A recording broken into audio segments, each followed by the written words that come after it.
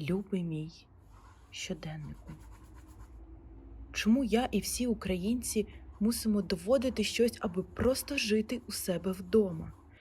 Чому ми маємо виходити на площі по всьому світу?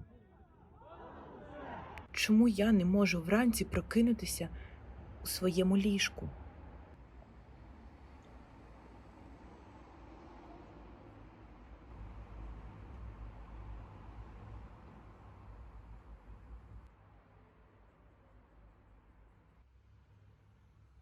Турецьке вторгнення на Кіпрі, 1974 рік.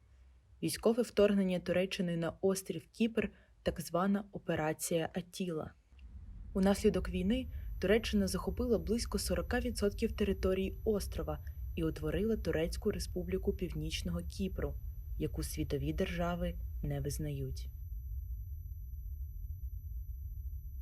На Кіпрі мені подобається, що тут є багато котиків на вулицях. Вони себе поводять так на галявинах, ніби вони на дивані у квартирі.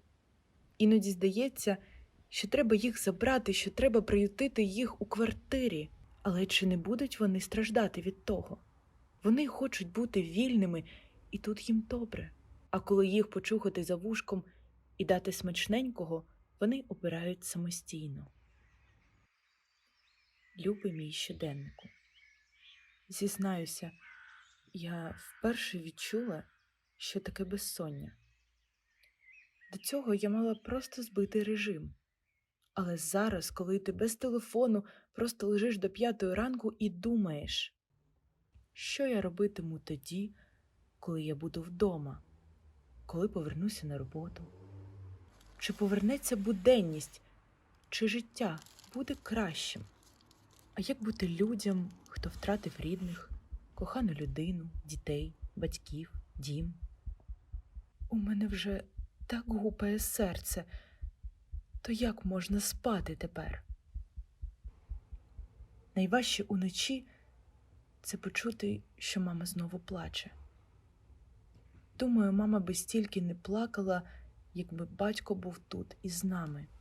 Не пам'ятаю, коли вони були окремо так довго. На турецькій частині міста чути з мечеті, що вже почалися молитви. Тож зараз 5 ранку.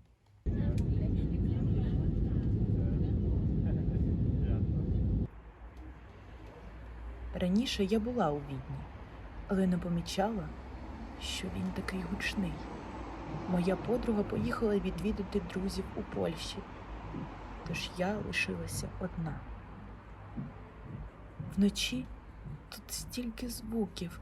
Рано вранці, у будні, коли люди починають збиратися на роботу чи в школу, я чую гупіт, і мені здається, що люди хапають найнеобхідніше і найважливіше, аби вирватися із міста.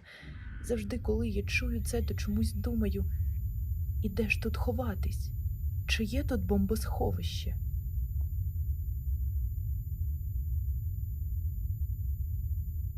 Кажуть, що сон дає сили.